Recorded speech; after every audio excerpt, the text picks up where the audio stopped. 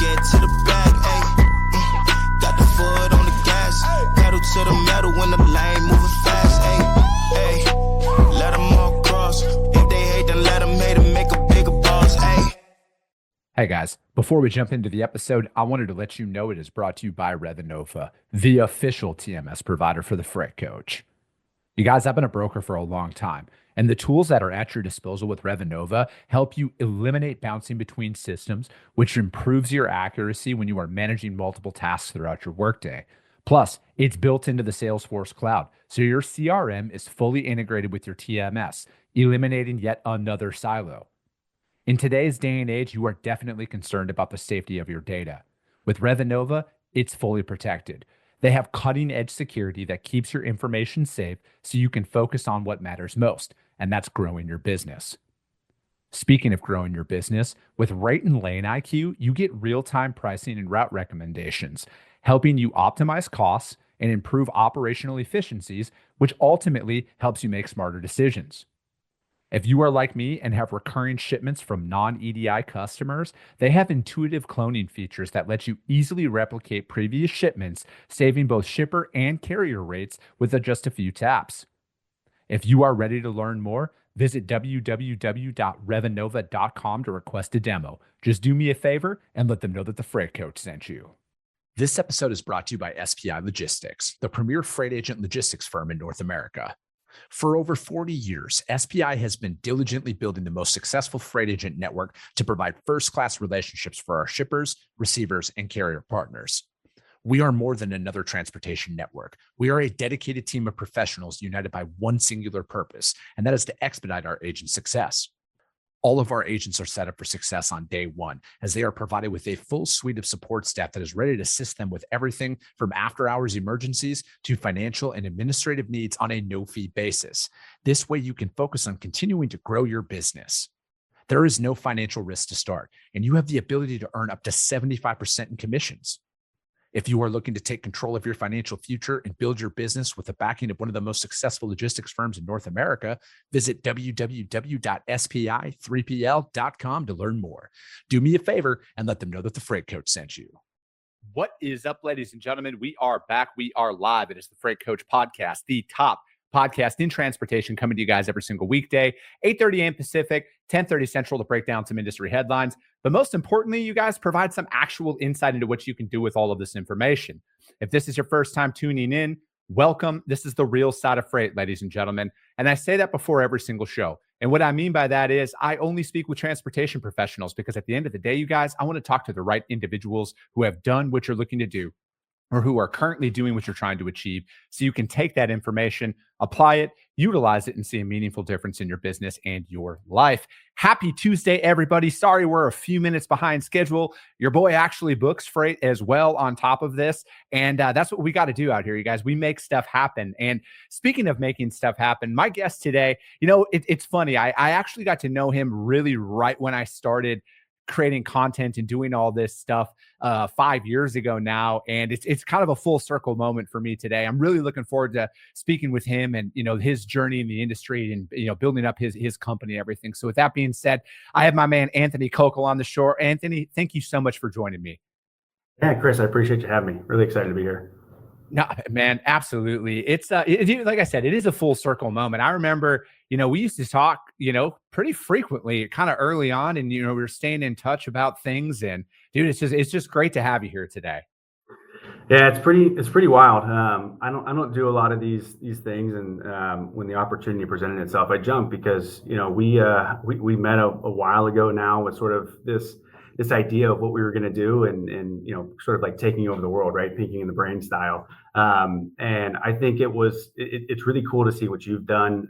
We've been sort of head down building, and has been a lot of fun along the way. So it's really cool to see it full circle of this is what we wanted to do, and oh man, we actually kind of did some of those things, which is cool. Yeah. Dude, and that's the thing, man, is I feel like with a lot of stuff, Anthony, it is just starting. Most importantly, it's just starting, and it's just getting out there and just understanding that, like, it's going to take so much longer than you want. It's going to be so much harder than you think, but it is, dude, just breaking it down on a day-by-day basis and and really attacking it that way. So before we get into any of that stuff, man, like how'd you get your start in transportation, Anthony? What brought you into the industry? Yeah, so I mean, I'm pretty much a lifer, I guess you could say. I grew up in the space. My old man's probably got one of the older running, brokerages that are out there. He's a mid '80s start.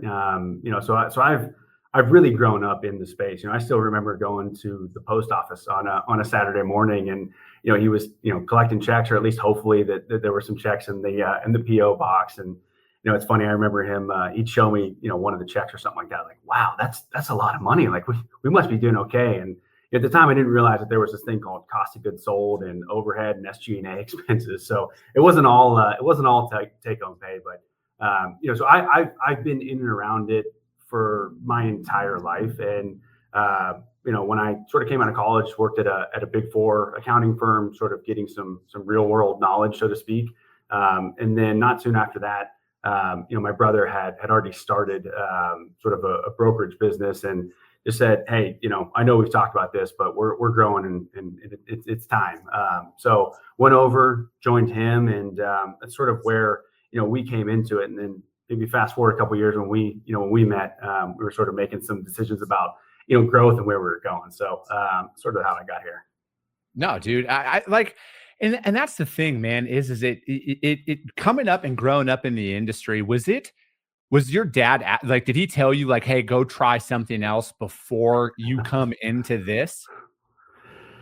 So yes, he vehemently said, go be a doctor, be a lawyer, go do anything else, but this crazy business. But I think for us, it was just like, I saw the passion in what he did. And he never missed any sporting event. My brother and I, we played a lot of years of football, even into college ball. He had 9 years of travel for weekends of even our college ball. Just never missed a thing. Did it all, sort of when he needed to do.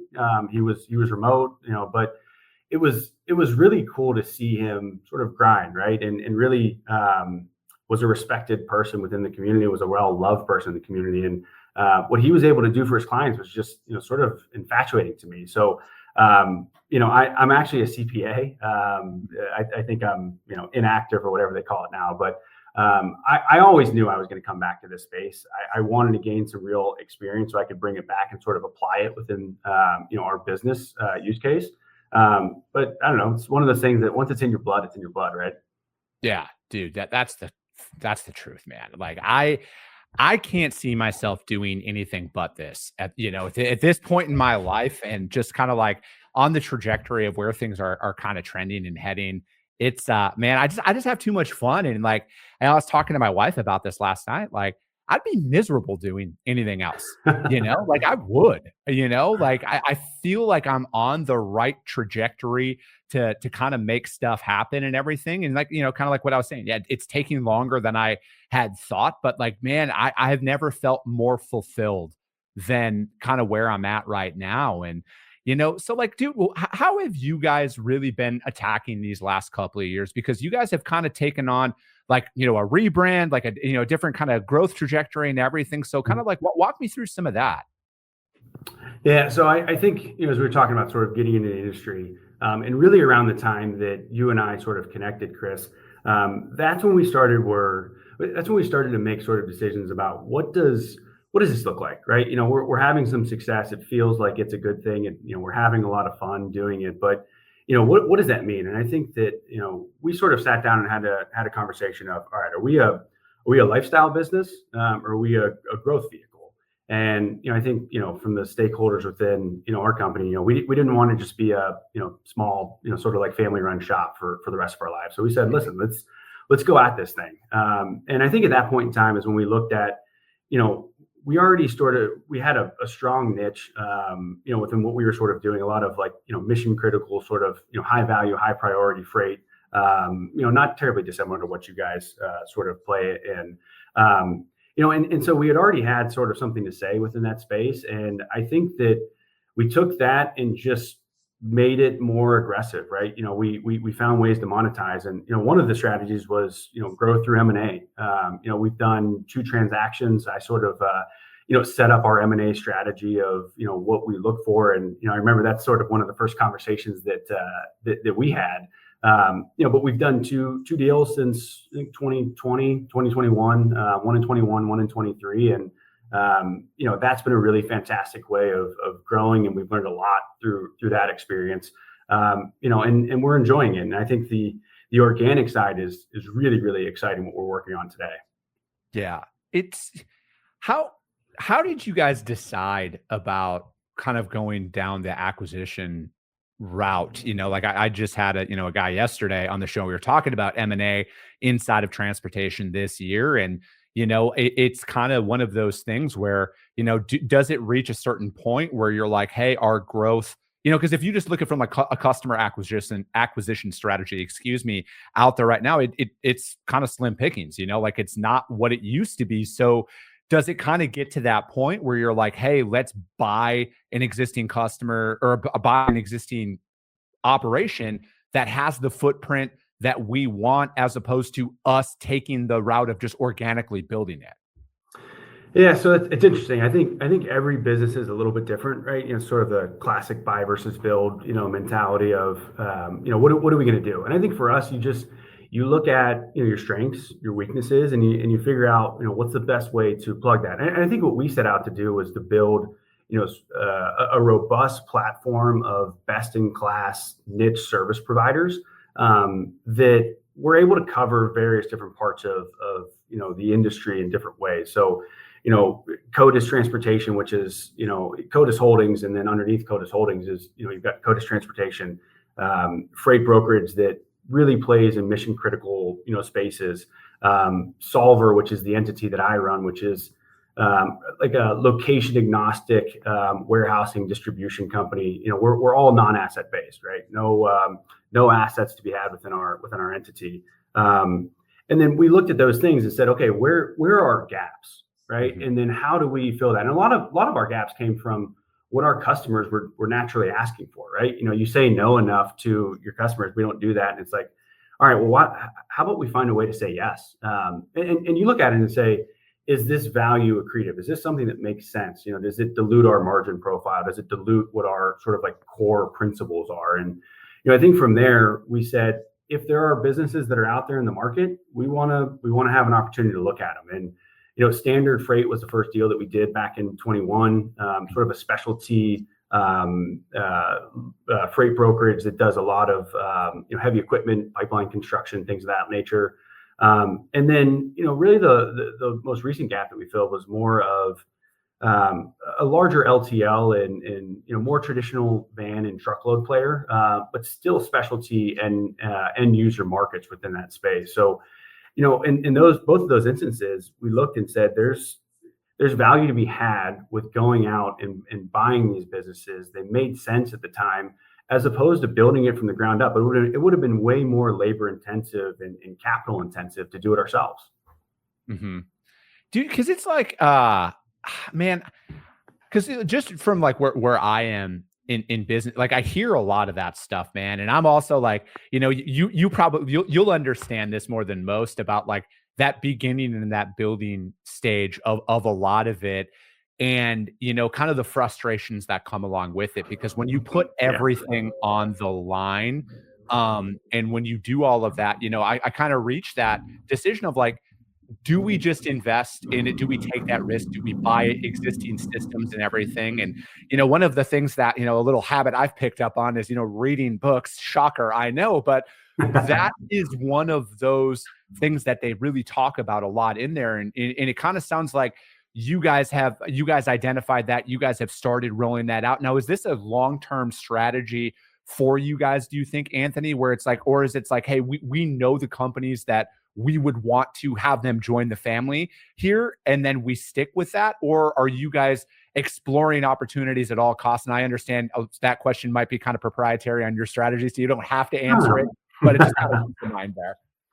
No, so I think for us, right, we're always talking about some very simple sort of like overarching themes, right? It's value creation, value expansion. It's paying attention and making sure that we're paying attention to execution risk, right? Spending time on the things that we should be spending time on, saying no to the things that we shouldn't be, working on. So I think for us, the strategy can change. It can change really, really quickly. I think, anybody that tells you that, you sort of like set it and forget it is crazy. You're not going to last too long. So you kind of have to take what the market gives you, right? If valuations are crazy high and we can build something, then that makes a lot of sense. If we can acquire a business that ultimately adds value, maybe in a low interest rate market or something like that, that makes sense as well. So I think for us, as long as we're adding value, whether it's organic business or inorganic business that adds to our bottom line, we're interested in doing it. So, pulling the veil a little bit back. I mean, we've always got something that's in the hopper, right? I think that if you have an M&A strategy, you want to have options, right? And who some of those businesses are that might add a lot of value to you, right? But that seller may not be ready to go, or maybe there's a partner that's not interested, or something of that nature. So I think the thing that people don't realize within sort of like the deal space and the M&A space is that there's a lot of things that take you to pencils down. A lot of different things that are out there. So just when you think you're on the goal line and you're about to punch it in, something crazy happens, and then all of a sudden you have to be ready to sort of hang it up and look around. So it's not an easy way of going about things, but we've got a really good stable full of folks in our corner helping us. Yeah, it's man, I love hearing that response kind of from your seat, right? Because like I've had a lot of, like I said, I just had a guy yesterday on the show who, facilitates M&A and everything. And it's like, I know of a few other company, buddies of mine who have went out and acquired, businesses and stuff to kind of roll up inside of their company. And, it's interesting to hear that, from somebody who's, actually done it here recently, and somebody who doesn't really rule that out in the long term as a growth lever for their business. And I think that's one of those battles that a lot of founders come in, especially in the, I always say it's the real world. And I say like the bootstrap kind of people who have built these businesses up, that weren't just given a check from venture or private equity to kind of go out there and build. Like, I'm talking the nuts and the bolts of it. It is that build versus buy thing. Like, what do we do here? At what point do we reach that? Or, because it's like customers are coming at us now with different requirements and different needs than kind of the old school way. So like, is it a strategic conversation that a lot of people should be having as you're going out there and looking to kind of grow over the next 24 to 36 months?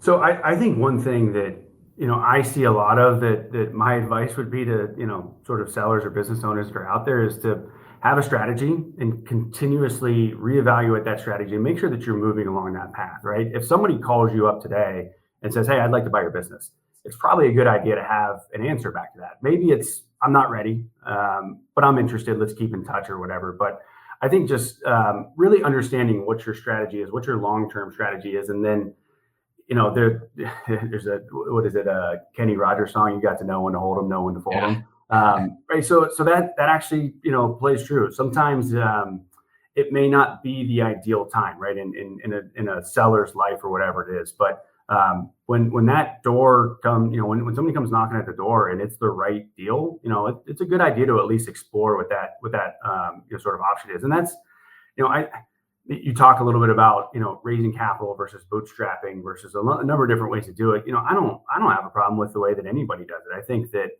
if you know what your capital structure is, what the needs of your business are, there's a bunch of different ways to go out and do it. Some people have to build it and grow really, really fast. Others can do it a little bit more methodically. So there's always something in the middle there. Dude, ain't that the truth, man? And I feel like, at least from my perspective, like I'm not ever anti, exploring all opportunities out there for growth inside of my business. Because like my main goal, Anthony, is it's freedom.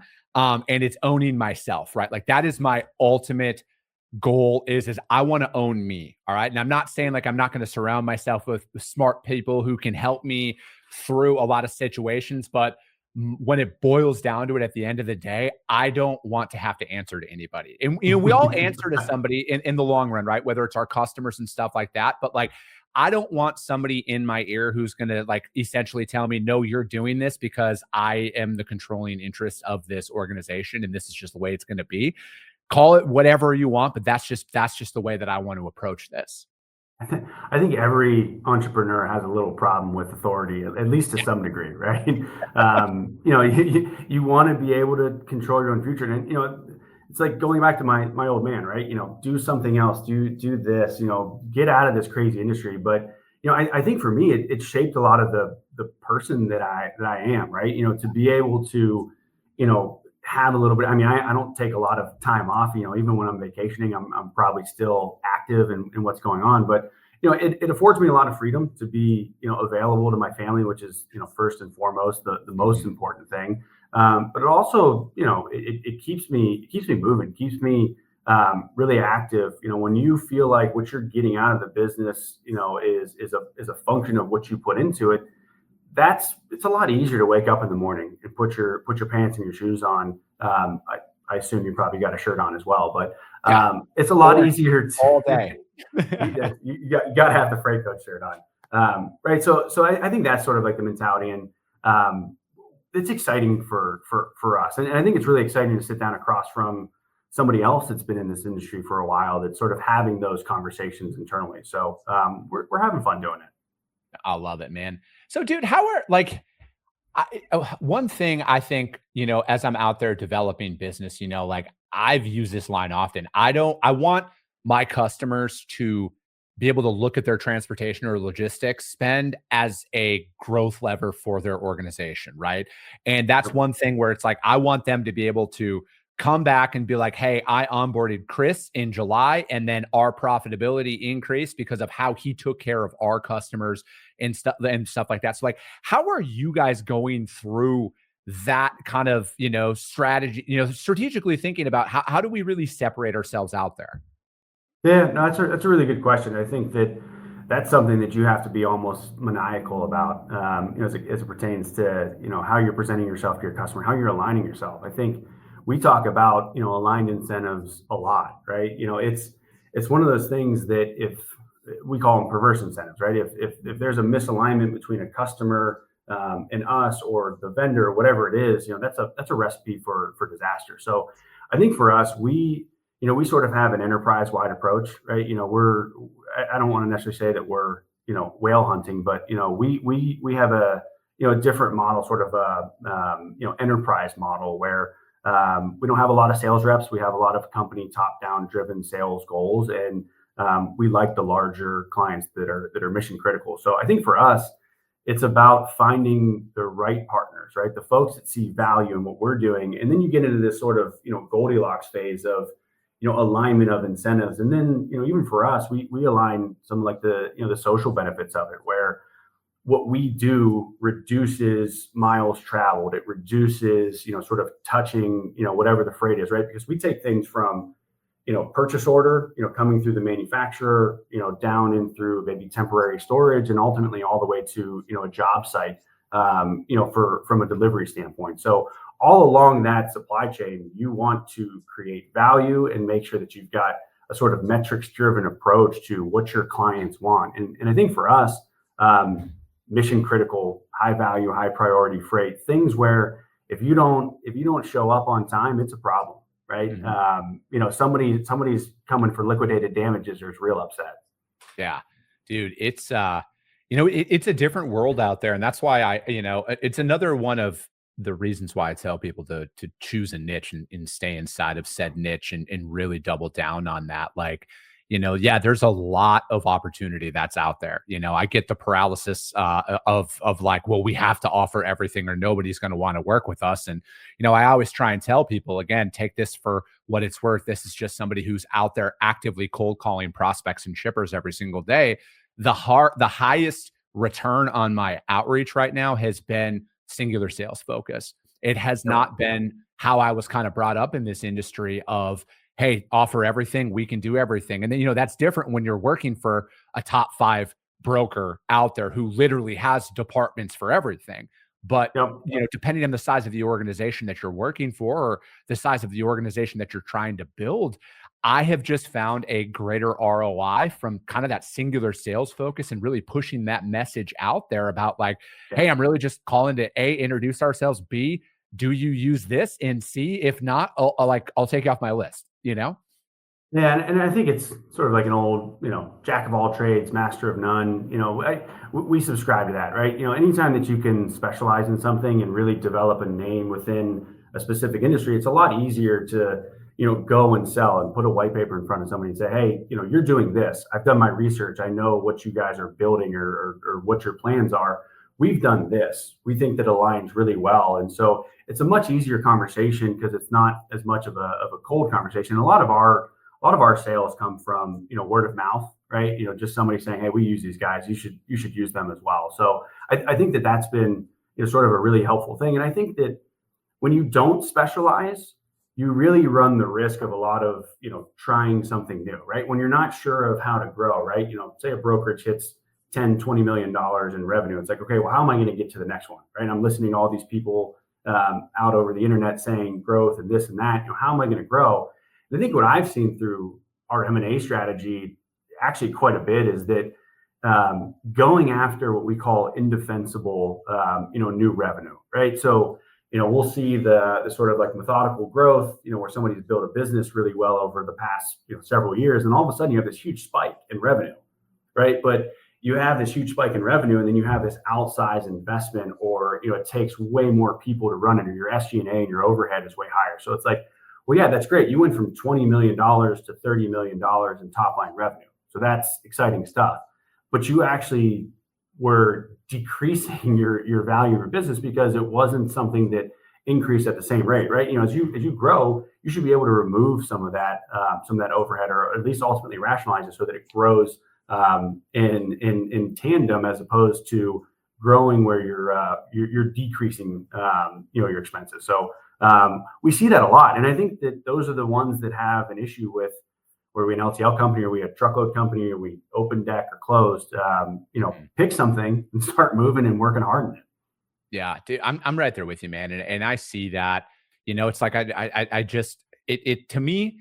I look at, the top 10. I just saw something the other week about the top 10 flatbed carriers that are out there, and they like cumulative, they're like $5 billion a year in revenue right there. Nope. Like, why do you need to do anything else? Like, honestly, there's so much opportunity that's inside of that vertical. Like, oh, you're telling me you're going to pass up $100 million a year company? No, you won't. So it's like, I just feel like, for me, simplify, be able to do, like, I'm just rambling here. You got to simplify your process so you can really streamline your operations and then amplify your outreach, right? Because it's so much more effective to go out there when you're selling on a core competency. And then from an operations and an execution standpoint, you want your people doing the exact same thing day in and day out. Because again, it's like, as technology improves and everything inside of this industry, you're going to be able to put out more with less at the end of the day. You're going to be able to put way more output out there. Like, dude, I just look at it back in the day, like, we were booking 15 to 20 loads a day as one carrier rep, right? Like, but it was all 15 of the exact same weight, commodity, all of that stuff. So it's like, I'm looking out there, I'm like, damn, man, I could probably hit like 30 or 40 a day with technology now, and I'm looking like, how do we stay lean? How do we make sure we have a system in place where all of our people remain profitable? Yeah, and again, it's tough to do it, but I think once you gain some of those efficiencies, right? If you're an agent model, be the best agent model that you can be. If you're sort of an enterprise model, be the best that you can be at it. And I think for us, we like to go into situations where it's non-conforming, whether it's really, really high stakes of delivery, but it's all big, large, expensive, sort of highly engineered equipment. And they're some of the most visible piece of equipment, right? We like to say that we're the closest point of contact to the end user, and oftentimes to the customer. So, we take that job really, really seriously. And I think that we can develop a lot of customer sort of, points with being able to manage a lot of those things. So we like that stuff, right? Where one shipment is, it requires a double drop stretch, an RGN or something like that. And the next one is just, 3 or 4 transformers that need to be on site at a certain point in time. Each load is a little bit different, but you're constantly building some of those sort of habits, within your organization that are ultimately going to help you win. Yeah. And that's what it is to me, man, is it's like, this isn't as me and one of my buddies constantly say, like, this isn't just a job, like this is my profession, this isn't a hobby. This is what I do. And I know, you might feel this way, but I know I feel this way. Like, it means something to me that my name's on the wall. It means something to me that it's my brand that's out there. And that's people's perception of the company that I'm trying to build. Because, I look at it as man, like the next 5, 10, 15, 20 years, somebody from my company is going to be reaching out there. And I want to have as much of a positive brand association that I possibly can. Because at the end of the day, man, you can lose people for life based on the way that you operate and just that association that your company. I mean, I saw it so many times early on in my career. And now that again, it's my brand that's out there, I want to do as much as I can to have as much of a positive influence as the direction and kind of the perception of my company out there. Yeah, I think maybe you've answered one of the questions of like, when is a good time, right? For maybe a seller, getting back to some of that topic. Well, when you're having that question and you're not adding that value, or you're concerned that you're diluting your brand, or you're trying something that you're uncomfortable with, like that might be a good time to, sort of have that conversation. Because you're right? Every day it's a thankless job. Right. When you do a great job, nobody's going to tell you that you did. It's just, that's what you were supposed to do. Right. That's what I'm paying you for. When you do a bad job, everybody knows about it. So Yep. I think every day you have to really defend that brand, that logo that sits behind you, and make sure that you're bringing on the right people that are pushing in that direction, and get rid of the ones that aren't. Right. It's tough. It's tough. Sort of recognize that, but we found a way to do it. And, like I said, we're enjoying the ride of it, as stressful as it can be sometimes, but we're enjoying it.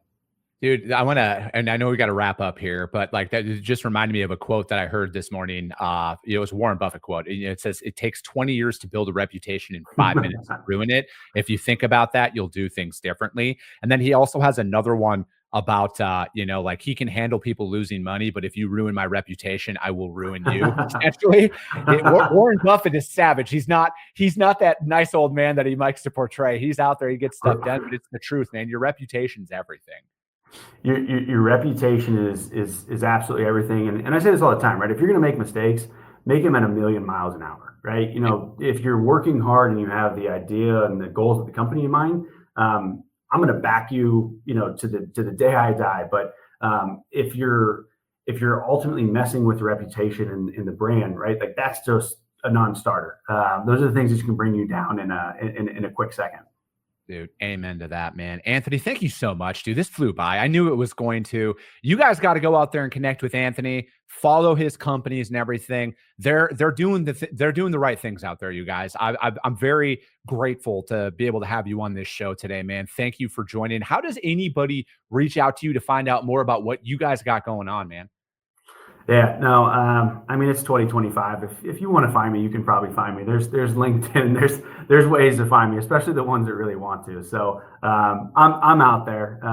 But no, listen, Chris, this has been fantastic. It's so fun to see your growth, and I'm appreciative for you having me on here and talking a little bit of shop. We got to do this again sometime. It's a lot of fun. Absolutely. Whenever you want, Anthony, you just let me know. We'll make it happen. But that is going to be it for today, ladies and gentlemen. As always, if you got value in what you heard, subscribe to the show. If you're feeling really ambitious after this one, which you should be, rank the show on iTunes and Spotify, because that's how your network is going to see value. Because if you saw it, chances are they're going to see it as well. I appreciate you guys. I love you guys. And we'll be talking to you soon.